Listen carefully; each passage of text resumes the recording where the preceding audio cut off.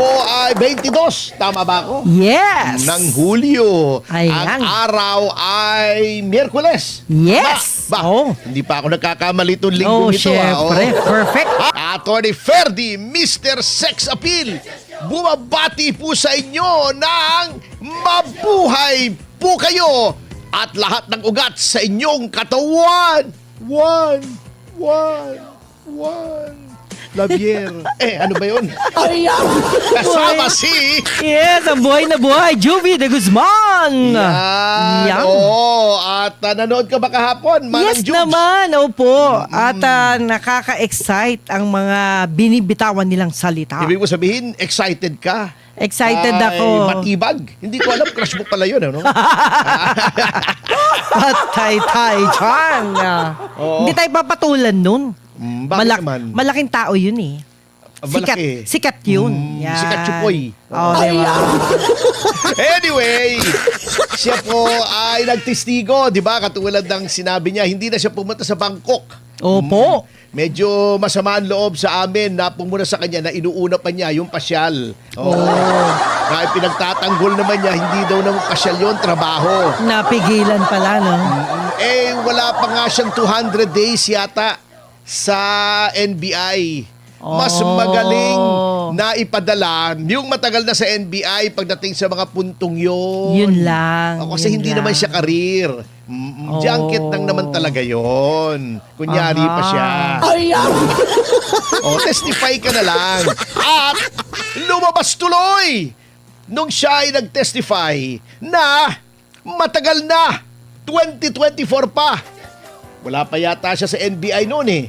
Ay bias na siya laban kay Sara Duterte. Ayun. At yun ay pinatutunayan Yun lang.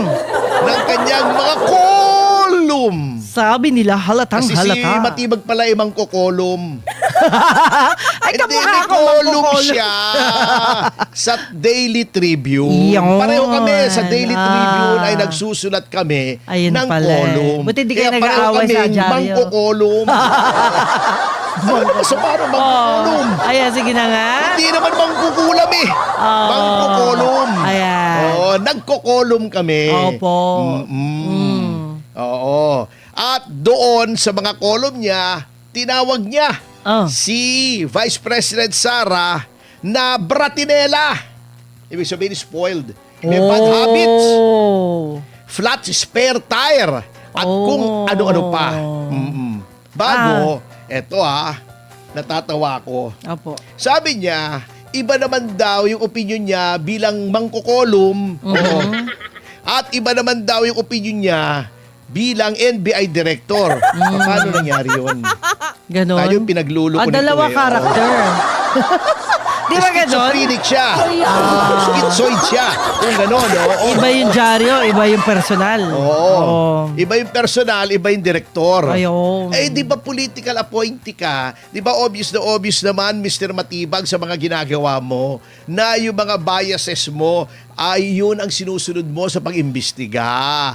Di ba? Di ba inuna mo pa si Marcoleta at saka si Mike Defensor?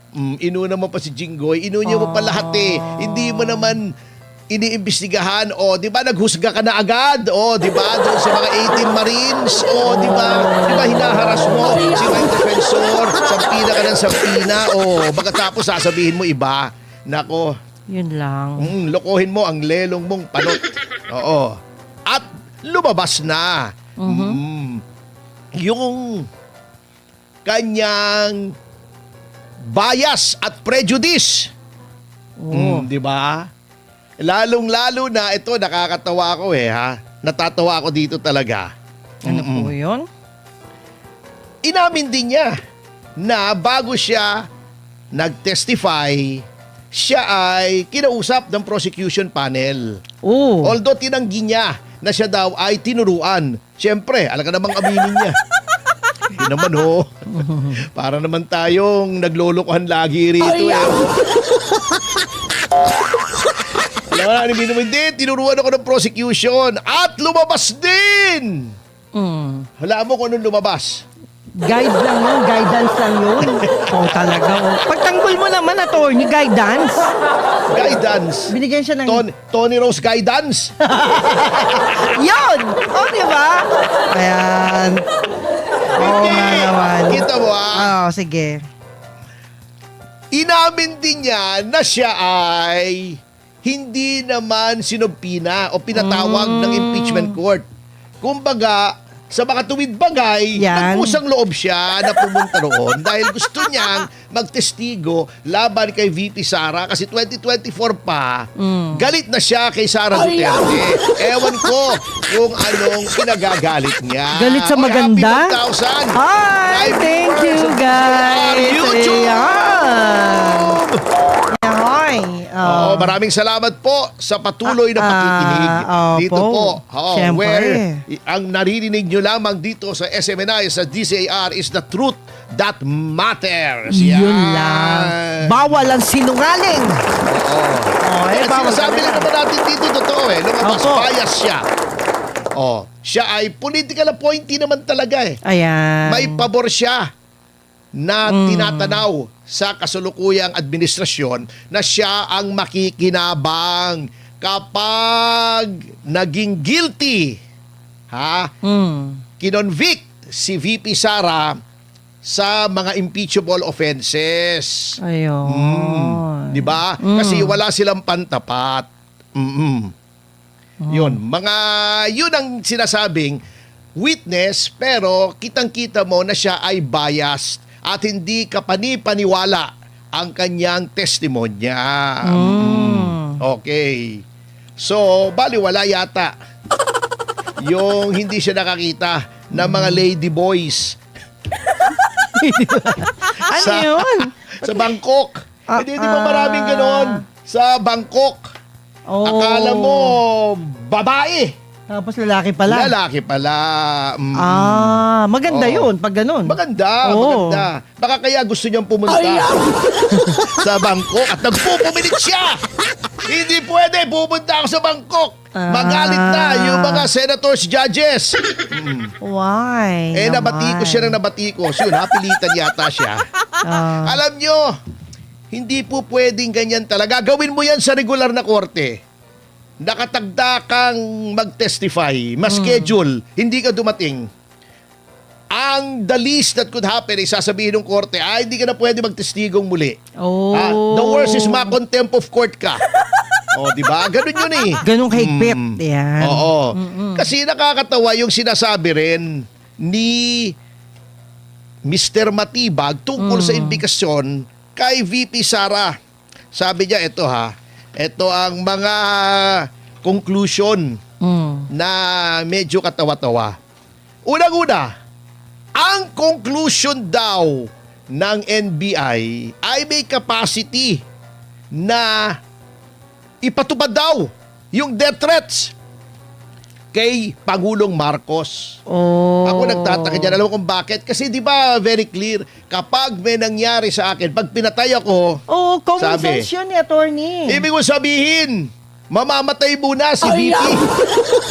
Papatayin niya sarili niya. Huwag naman. Huwag naman. Ang galing naman ang conclusion mo. Okay. Number 2, sabi niya, marami daw kasing baril si VP Sara na nakarehistro. Kung hindi ba naman kay Kuya conclusion na yun Alam mo kung bakit? Bakit po? Ikaw ba papatay ka? Ang gagamitin mo, yung baril mo na nakarehistro sa krame. Hindi na may pwede. ballistics. Malabo magte-trace. yun. Yung bala na gagamitin kasi merong record yun ng ballistics. Tsaka hindi yun, may ebidensya yun. Ebidensya. Kaya nga. Bakit mo bibigyan ebidensya yung mga Kaya nga, ba't gagamitin mo naghahanap? sarili mong baril? Yun. Ang bihira.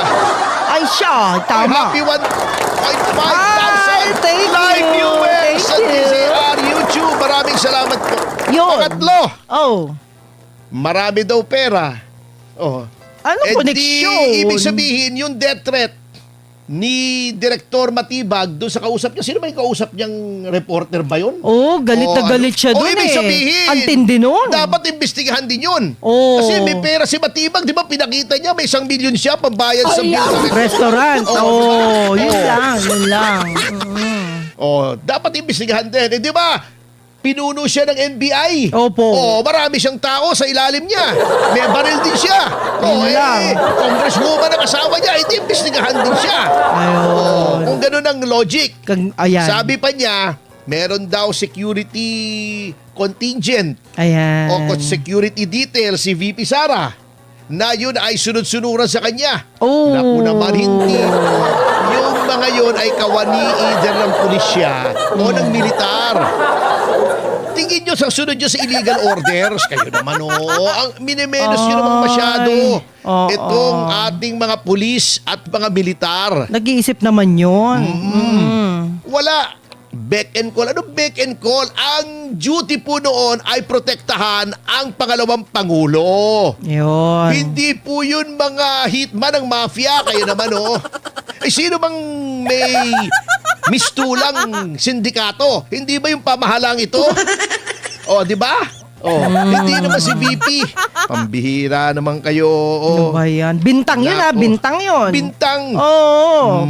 Alam mo yung Mali yun. bintang, brand ng biryan sa Indonesia. Bintang talaga? Bintang. Hindi, ang bintang kasi Di pa ako sa nakapunta doon. bahasa, Opo. di ba ang salita ng Indonesia ay bahasa Indonesia. Opo. Ang bintang ay tala, star, estrella, bintang. Ayun. Di ba ang Indonesia, di ba ang salita nila bahasa Indonesia? Opo. Ang sa Malaysia, ang salita nila bahasa Melaya. Ayun. Dito, kapag bumagyo, Bahasa Pilipinas! Maynila lang, Pilipinas? Bahasa Pilipinas! Yan. Hindi lang Manila. Ayan na, malapit na bintang. Mamaya didiscuss natin. Bintang yan, bintang. Bintang, Okay. Ayan, yun ang ginagawa kay Kwan, kay VP, Bintang. At alam niyo kung bakit? Eto Bakit? tingnan Sige. natin. Yung pinaka-latest na survey. Survey test. Masarap yun. Survey na may pagsusulit. Survey test. Malamig yun. Eto Okay. Tingnan mo ha. Opo. Suriin natin mga kababayan. Hello. Ito po ang latest survey ng Okay. Pulse Asia Research Inc. Okay. Para sa preference, ito ang petsa nito ay June 28 to July 3 and 6. Oh. Yan. Lapit na. Ito, malapit lang. Lapit lang. Malapit Ito lang matapos. Tapos na. mga estadistika. Okay, Yan, ha? sige. Punta na lang tayo para mabilis sa Throwback yan, nationwide. throwback. Huwag na natin i-breakdown Sige po. sa NCR, Luzon, Visayas, Mindanao. Yes. Okay. Total na. Yung mga hindi pa nakakapag-decide, ay 2,000 live viewers sa Thank NCR you. YouTube. Hi. Ito po kayo. Dito Salamat po, masaya. Mahal namin kayo. Salamat Oo, yan. po. Huwag kayong manonood ng karambola. Kengkoy po yun. Eto, Ano na eto yun? ha. Oh. Eto, Oh. yung mga wala pa silang napipili o napipisil, Opo. 10%. Yan. Yung mga ayaw sumagot, 1%. Oh. Yung hindi nila alam kung ano nangyayari sa buhay nila, Ala, don't know daw. ano ba yun? Wala sa kasarinlan. Hindi nila alam. Aha. Mga medyo hilo-hilo pa sila. Aha. O may amats. May amats. Oo, may amats. Ah. Ay 4%. Ayaw. Ito ang gusto nila mula sa pinaka anong tawag dito? Mataas o mababa? Pinakamababa. Okay, Oo. pinakamababa.